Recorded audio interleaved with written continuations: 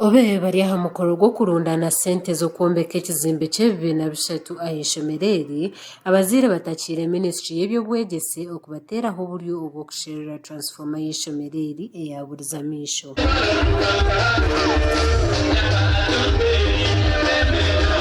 Abazire bashoborere Dr. Jane Egau Oko omuhango ku rwo ministry y'ebyobwegyese obiro kikirire Mama Janet Kataha Museveni obiro ry'omugyenyi mukuru aha mukoro ngo bakatunga empapura zona hezuru kworeka ngo transforma yabo bakagireta konka tubakagicwagarisho. Our chief guest on 14th October 2022, the Minister of Energy and Mineral Development released a transformer on delivery note number 526.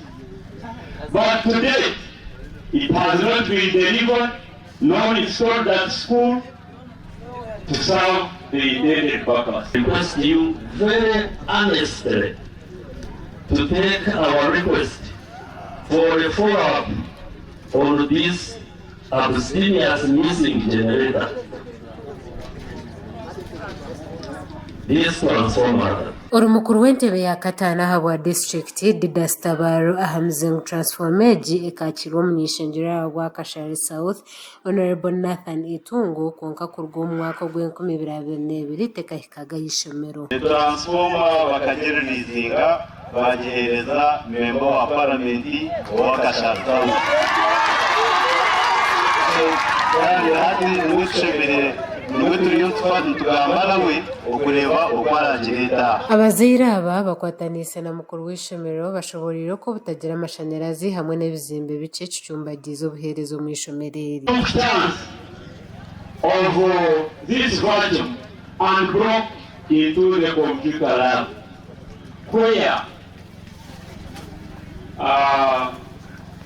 where the weak stuff with 16 computers. The number started out 30 on the first day when I was given the keys to this great institution. I found 30 children registered at the front desk.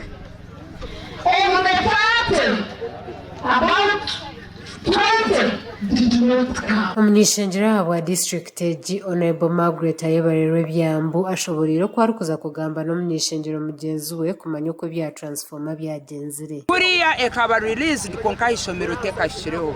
Nka member wa parliament, I'm going to follow it up. Kureba kurayarigire o ministry ahagatawe kaburira nkahi. Nimbaraga nisaba kundeba abantu bambara abantu babuciro nguninza kuronda transformejo. Kandi ndebe nguyahika omwanya gwa Bucuro Seed Secondary School ahi element 4. Twabasa kutunga Honorable Itungo arukugamba nshongeji konkeso muzehe kumanywa zaba zitarukorabamo. Mu bigambo bye byahire Dr. Jane Egau Oko asimira abazire abo kwatiraho government omukombeka amashomero. The idea of parents and communities complementing government efforts in the provision of quality education to all our children is in line with the National Education Policy. For example, the Education Act of 2008 clearly stipulates that the provision of education and training to the child shall be a joint responsibility of the state, the parent or guardian, and other stakeholders. And that's exactly what we are doing here. Ati nuko kukiga bashomesa hamwe n'abazire okuza abana beine micwe.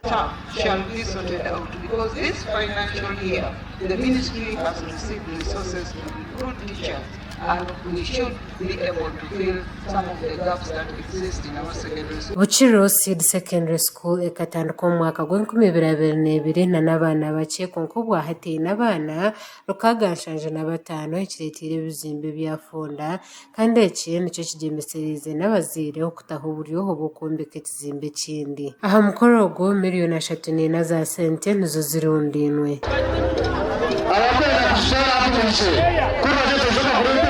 Gasha kwa Martin Nebye aha wa Sky TV agenshonga.